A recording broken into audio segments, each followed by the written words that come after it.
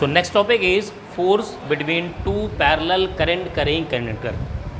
देखो अभी हमने क्या पढ़ा कि कोई एक कंडक्टर है जिसमें करंट फ्लो हो रहा है, वो किसी मैग्नेटिक फील्ड में रखा हुआ है, किसी मैग्नेटिक फील्ड में रखा हुआ, उस पर जो फोर्स लग रहा है उसके बारे में फाइंड किया। यहाँ पर क्या कर रहा है, दो करंट कैरिंग कंडक्टर है, यानी ये दो कंडक्टर हो गए, ये दोनों रखे हुए हैं, ये दोनों आपस में एक दूसरे पर फोर्स लगाएंगे। किसी एक्सटर्नल मैग्नेटिक फील्ड की ज़रूरत ही नहीं। क्यों भाई, ये जो करंट कैरिंग कंडक्टर है, क्या ये मैग्नेटिक फील्ड प्रोड्यूस करेगा? हाँ। क्या ये ब्लू वाला भी करेगा? हाँ। तो जब दोनों अपना अपना फील्ड लगाएंगे तो दोनों एक दूसरे पर फोर्स लगाएंगे। मतलब दो शेर एक दूसरे के सामने सामने आ गए तो अब किसी तीसरे को मारने की ज़रूरत ही नहीं, ये दोनों आपस में लड़ेंगे। ये सिंपल सी बात है। अब लड़ेंगे या दूसरे से दूर भागेंगे ये देखने में आएगा।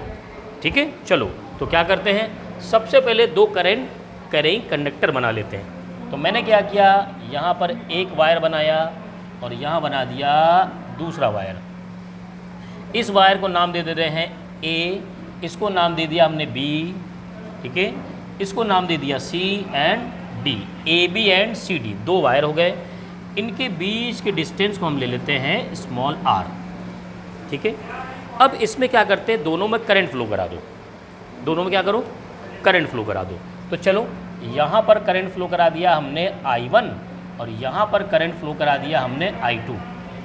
अब आप कह सकते हो सर दोनों का आपने सेम डायरेक्शन में क्यों करा दिया, अपोजिट में करा दो। तो सेकंड केस हम वो भी ले लेंगे, पहले दोनों केस क्या करते हैं, सेम वाले लेते हैं। अब एक बात बताओ, ये जो सिर्फ इस वायर को देखो, सिर्फ इस वायर को, क्या किसी वायर में अगर करंट फ्लो हो रहा हो, चार्ज का फ्लो हो रहा हो, क्या उसकी वजह से मैग्नेटिक फील्ड प्रोड्यूस होता है? होता है। उस मैग्नेटिक फील्ड का डायरेक्शन हम कैसे पता करते हैं? कर्ल मेथड से। कैसे? कर्ल मेथड से। किसी भी वायर में अगर करंट फ्लो हो रहा है, उसकी वजह से जो मैग्नेटिक फील्ड प्रोड्यूस होगा, उस मैग्नेटिक फील्ड का डायरेक्शन पता करने के लिए हम कर्ल मेथड यूज़ करते हैं। यानी करंट के डायरेक्शन में थंब लगाइए और जहाँ मैग्नेटिक फील्ड पता करना वहाँ कर्ल कीजिए। जैसे मैं क्या करूँगा, इसकी वजह से यहाँ मैग्नेटिक फील्ड कितना होगा, ये मैंने लगाया थंब और इधर कर्ल किया, इधर, यानी इधर क्या होगा, मैग्नेटिक फील्ड का डायरेक्शन इनवर्ड होगा, अंदर, यानी ये हो जाएगा इस तरीके से क्रॉस। अच्छा, अगर कोई कहे कि सर इधर पता कीजिए, तो ये लगाया मैंने थंब, अब इधर पता करना है तो क्या करो, इस उंगली को इधर लेके जाओ और कर्ल करो तो देखो कैसे आएगा बाहर। तो अगर कोई यहाँ रहेगा, वहाँ मैग्नेटिक फील्ड का डायरेक्शन पूछे तो वो कैसा होगा, इस तरीके से पॉइंटेड होगा। क्लियर? अब देखिए बात आ गई, इस वायर ने इसके ऊपर मैग्नेटिक फील्ड लगाया। क्या लगाया? Magnetic field. अभी फोर्स नहीं लगाया, अभी क्या है, मैग्नेटिक फील्ड। इस मैग्नेटिक फील्ड को हम कह देते हैं B1, क्योंकि 1 ने लगाया था। लगाया किसने? 1 ने। ठीक है, अच्छा, इस मैग्नेटिक फील्ड की वैल्यू कितनी होगी? B1 की वैल्यू वो होगा μ0/2 पाई I/R, I1/R। हम लोगों ने जो डेरिवेशन किया है उसमें इसको लिखा है I/A। A is the distance, A is the distance. जो मैंने एम्पियर सर्किटल लॉ पढ़ाया था उसके जस्ट बाद वाला डेरिवेशन देखिएगा, वहाँ मिल जाएगा आपको। यही फॉर्मूला होता है, किसी भी वायर के थ्रू जो करंट फ्लो होता है उसकी वजह से जो मैग्नेटिक फील्ड होता है उसकी वैल्यू ये होती है। अब देखो सिंपल सी बात है भाई कि यहाँ अब इसको भूल जाओ, पहले वाले वायर को भूल जाओ, आ जाओ इस वायर में। क्या इस वायर में करंट फ्लो हो रहा है? हाँ। क्या ये वायर किसी मैग्नेटिक फील्ड में रखा हुआ है? हाँ। तो क्या इस पर फोर्स लगेगा? पिछले वाले टॉपिक से वो वायर था, उसमें करंट फ्लो हो रहा था और वो किसी मैग्नेटिक फील्ड में रखा हुआ था, तभी तो फोर्स लग रहा था। अच्छा, फोर्स का डायरेक्शन कैसे पता किया था? फ्लेमिंग लेफ्ट हैंड रूल से। तो चलो लगाते हैं FBI। बी कहाँ है भाई? बी है अंदर की तरफ, लगा दिया। आई किधर है? ऊपर, घुमाओ, ये लिया। बी अंदर जा रहा था, आई ऊपर जाने लगा। एफ किधर गया? लेफ्ट में, यानी यहाँ पर इस डायरेक्शन में एक फोर्स लग गया F2। क्लियर? इस F2 की वैल्यू कितनी होगी? अभी जो फाइंड किया था ILB साइन थीटा, यही था। Where theta is the angle between L and B। L तो ये डायरेक्शन रहा, बी कहाँ जा रहा है? अंदर। तो क्या दोनों बीच 90 हो गया? इसका मतलब F2 की वैल्यू आ गई ILB साइन 90, यानी F2। अच्छा ठीक है ठीक है, तो F2 की वैल्यू आ गई यहाँ पर ILB, ये F2 आ गया। क्लियर? अच्छा, ये मैग्नेटिक फील्ड कौन सा है यहाँ पर? B1 है ना, तो सब जगह 1 कर दो, B1। चलो वैल्यू भी रख दो, F2 की value ILB B1 mu naught upon 2 पाई I1 अपॉन R। क्लियर? ज़रा इसको अरेंज करते हैं, ऐसे कर दो, म्यू नॉट अपॉन 2 पाई एक साथ ले आए, 2 I1 होंगे ना, ये जो I है ये I2 वाला होगा, तो यहाँ आ गया I1 I2 upon R into L। ये आ गया फोर्स जो कि इस वायर पर लग रहा, इस तरफ। क्यों लगा? क्योंकि बगल वाले ने मैग्नेटिक फील्ड लगाया था। क्लियर? अब चलो ज़रा पता करते हैं कि ये वाला वायर इस पर कितना मैग्नेटिक फील्ड लगा रहा, इस पर क्या मैग्नेटिक फील्ड लगा रहा, फिर उसके बाद फोर्स लगा लेंगे। तो देखो, अभी इसकी वजह से हमने पता किया था मैग्नेटिक फील्ड इधर, अब ज़रा इसकी वजह से मैग्नेटिक फील्ड इधर पता करो। तो क्या था? कर्ल मेथड, आई थम, और इधर पता करना है ना, कर्ल करो। क्या रहा? अंदर से बाहर, अंदर से बाहर मतलब आउटसाइड, तो मतलब क्या हो गया भाई? पॉइंटेड बना दो। तो मैं इसको यहाँ बना दे रहा हूँ, आउटवर्ड डायरेक्शन में। ठीक है, अभी तो वो लगाया ना, हाँ। अच्छा, अब यहाँ क्या बना दो, या इसको हम लिख देते हैं B2, क्योंकि ये मैग्नेटिक फील्ड इसने बनाया, इसकी वजह से। अब देखो इसमें अब खाली इस वायर को देखना, इसमें करंट भी है और मैग्नेटिक फील्ड भी है। पिछला केस आ गया, करंट भी है मैग्नेटिक फील्ड भी है, तो फोर्स लग रहा होगा। अब आ जाते हैं FBI, ये हो गया B, और B कहाँ है भाई? बाहर। लो भैया, बाहर लग गया। ठीक, बाहर। I किधर है? ऊपर। I ऊपर, B बाहर, I ऊपर। F किधर गया? इधर, लेफ्ट में। हाँ, लेफ्ट मतलब इधर। इसका मतलब अगर ये दो शेर आसपास आए और इन दोनों शेरों में करंट सेम डायरेक्शन में फ्लो होगा, तो दोनों गले मिलेंगे। दोनों क्या करेंगे भाई? गले मिलेंगे। यानी क्या होगा? Nature of force is attractive. अच्छा, क्या वैल्यू भी तो सेम आएगी ना? सेम आएगी, एकदम रखो वैसे ही आएगी। तो F1 आ जाएगा यहाँ से म्यू नॉट अपॉन 2 पाई, क्योंकि दोनों I1 I2 आएगा ही। हाँ, यहाँ से होगा F1 is equal to F2, यहाँ से होगा F1 is equal to F2, लेकिन माइनस लगा देना। क्यों भाई माइनस क्यों लगा देंगे? अरे डायरेक्शन अलग अलग है, एक लेफ़्ट जा रहा है, एक राइट जा रहा है, इसीलिए तो दोनों गले मिल जाएंगे। समझ गए? हाँ, मतलब आप तो पॉजिटिव नेगेटिव जिसको लेना चाहें, ये तो आपके ऊपर है, लेकिन ये है कि डायरेक्शन अपोजिट होगा। ठीक है, अब आ जाओ एक केस, दूसरा केस लेते हैं। दूसरा केस समझो बहुत आसानी से, उसमें डेरिवेशन करने की ज़रूरत नहीं पड़ेगी। हम क्या करते हैं, हमने बनाया वायर और ये बनाया दूसरा वायर, एक में करंट फ्लो कराओ I1 ऊपर और एक में करंट फ्लो कराओ I2 नीचे, ऑपोजिट ले लेते हैं। अब केस में क्या होगा कि एक बात बताओ, इसकी वजह से मैग्नेटिक फील्ड इस पर कर्ल करो अंदर, क्या होगा? अंदर की तरफ, सॉरी क्रॉस क्रॉस, ये हो गया और ये हो गया B1। अब इसमें B भी है और I भी है, तो फोर्स निकलना चाहिए। चलो लगाते हैं। B कैसा है भाई? अंदर की तरफ, B अंदर अंदर, I नीचे। I किधर हो गया? नीचे, तो F तो इधर भाग गया। हाँ, तो इधर हो गया इस डायरेक्शन में F2 की वैल्यू, बाकी मैग्नीट्यूड तो वही आएगा।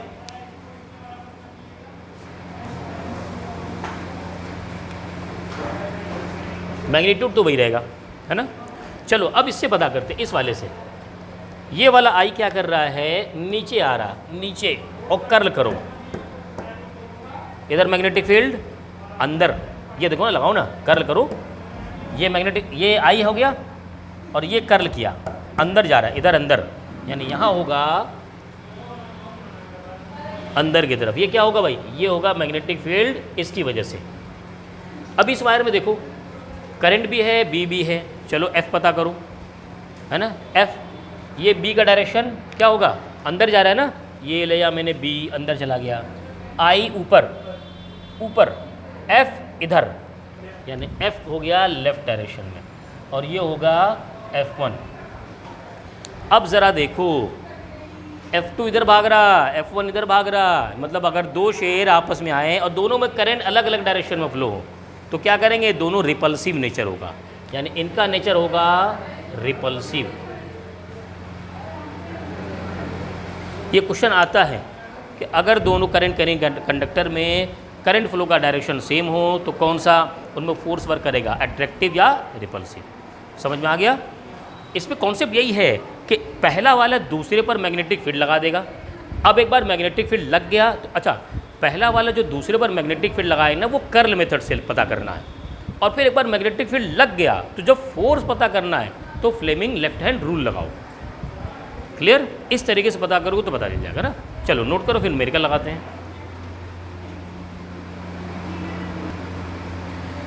तो आइए इस पर न्यूमेरिकल लगाते हैं। फर्स्ट न्यूमेरिकल मैंने बहुत इजी लिया हुआ है, डायरेक्ट फॉर्मूले पर। A current 5 ampere flows through each of 2 parallel long wire, यानी 2 वायर हैं और दोनों में क्या हुआ, करंट फ्लो हो रहा है, तो दोनों की वैल्यू सेम है, I1 I2 is equal to 5 ampere. The wires are 2.5 centimetre apart, यानी दोनों के बीच की distance R is equal to 2.5 centimetre में है। And calculate the force per unit length, यानी L की value 1। Length of each wire, what will be the nature of force if both currents flows in the same direction, यानी दोनों में क्या हो रहा है, सेम डायरेक्शन, तो जाहिर सी बात है अट्रैक्टिव होगा, ये तो हमें पता ही है। चलिए सॉल्व कर लेते हैं। तो फॉर्मूला हमारे पास क्या था, फोर्स की वैल्यू μ0 अपॉन 2 पाई I1 I2 upon R into L। यहाँ से μ0 की वैल्यू हो जाएगी 4 पाई इंटू 10⁻⁻7 अपॉन 2 पाई ऑलरेडी है। करंट की वैल्यू है 5 इंटू 5 अपॉन R देखिए यहाँ पर सेंटीमीटर में है, मीटर में कन्वर्ट करेंगे तो ये हो जाएगा 0.025 इंटू L की वैल्यू 1 ले लेंगे। ये पाई से पाई कैंसिल, 2 से 4 2 हो गया, यहाँ हो गया 25 तो 50 अपॉन 0.25, यहाँ से पॉइंट हटाएंगे तो ये ऊपर चला जाएगा 3 पॉइंट पर 10⁻3, ठीक है। यहाँ से 25 को कट करेंगे 2, तो 2 इंटू 10⁻3, और यहाँ 10⁻⁻4 भी है, 7 भी है, 10⁻⁻7, तो यह आ जाएगा 2 इंटू 10⁻⁻4 न्यूटन पर मीटर। L की वैल्यू 1 लिया था इसलिए न्यूटन पर मीटर लेंगे, ठीक है। तो इस तरीके से सॉल्व करेंगे डायरेक्ट फार्मूले में न्यूमेरिकल। सेकंड न्यूमेरिकल ट्राई कीजिए, वो एक अच्छा न्यूमेरिकल है, थोड़ा सा विजुअलाइज करने की ज़रूरत है उसको। चलिए तो एक सेकंड न्यूमेरिकल देखते हैं। बहुत अच्छा न्यूमेरिकल है ये, एक बेहतरीन न्यूमेरिकल है ये। कह रहा है एक rectangular loop of sides 25 centimetre and 10 centimetre carrying a current of 15 ampere is placed with its longer side parallel to a long straight conductor 2 centimetre apart carrying a current of 25 ampere. थोड़ा ध्यान से देखना, मैंने बना दिया यहाँ पर एक कंडक्टर। इस कंडक्टर का जो साइड्स हैं वो ये हो गया 25 सेंटीमीटर, यहाँ ना बनाओ, यहाँ बना दो 25 सेंटीमीटर, ये वाला हो गया, और छोटा वाला को बना देते हैं हम 10 सेंटीमीटर। एक तो बात ये हो गई, और इसमें जो करंट है वो 15 एम्पियर है। कोई भी डायरेक्शन ले लेते हैं, मान लो मैं ये डायरेक्शन ले लेता हूँ, और ये हो गया 15 एम्पियर, तो ये घूम करके ऐसे भी जाएगा 15 एम्पियर, फिर इसमें आएगा 15 एम्पियर, फिर इधर आएगा 15 एम्पियर। ये क्लियर हो गया। अब कह रहा है कि साथ ही साथ कह रहा है is placed with its longer side, जो इसका लॉन्गर साइड है पैरेलल है किसके, लॉन्ग स्ट्रेट कंडक्टर के। यानी यहाँ पर एक और कंडक्टर लगाइए, लॉन्ग स्ट्रेट कंडक्टर, और ये इसके पैरेलल है लंबी वाली साइड के, और इस स्ट्रेट कंडक्टर में ये जो है ये यहाँ से 2 सेंटीमीटर की डिस्टेंस पे, इस वाले वायर से 2 सेंटीमीटर डिस्टेंस पे, और साथ ही साथ इसमें भी करंट फ्लो हो रहा है और वो है 25 एम्पियर, वो है 25 एम्पियर। अब देखो अरेंजमेंट आ गया सामने, क्या है, ये रहा लूप, लूप से जो लॉन्गर साइड है उसके पैरेलल एक लॉन्ग वायर है, कितना डिस्टेंस पता नहीं, हमें सिर्फ इसकी लेंथ पता है, इन दोनों की लेंथ पता है, इसकी लेंथ नहीं पता, लेकिन इसमें करंट कितना ये पता है।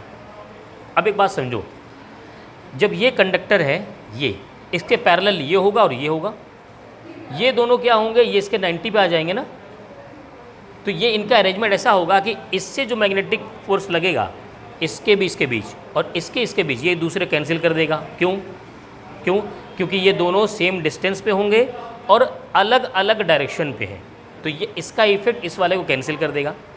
अब कोई कह सकता है सर ये दोनों पैरेलल हैं तो इस पर इन दोनों के बीच एक मैग्नेटिक फोर्स लगेगा, और ये ब्लैक वाला इसके भी पैरेलल है तो इसके बीच में भी एक मैग्नेटिक फोर्स लगेगा। चूँकि दोनों के करंट का डायरेक्शन अपोजिट है इसलिए ये दोनों के इफेक्ट को कैंसिल कर देंगे, नहीं, क्योंकि दोनों के बीच की डिस्टेंस अलग अलग है। चलो देखो समझो, जैसे मान लो मैं F1 कैलकुलेट करने जा रहा हूँ, तो फॉर्मूला क्या है हमारा, दो पैरेलल वायर के बीच में लगने वाला μ0/2 पाई I1 I2/R × L, ये फॉर्मूला है। मैंने पहला केस लिया, ये ब्लैक वाला वायर और ये 25 सेंटीमीटर वाला है, दोनों के बीच की डिस्टेंस कितनी है, 2 सेंटीमीटर। चलो यहाँ रखते हैं, यहाँ हो जाएगा 4 पाई × 10⁻⁷ पाई × दोनों में करंट देखो, इसमें 15 है इसमें 25, 15 × 25 हो गया अपॉन R, बीच के डिस्टेंस 2 सेंटीमीटर यानी 0.02 × L। अब आप कह सकते हो कि सर इसका L तो पता नहीं, इसका L तो पता नहीं, लेकिन इसका तो L पता है ना।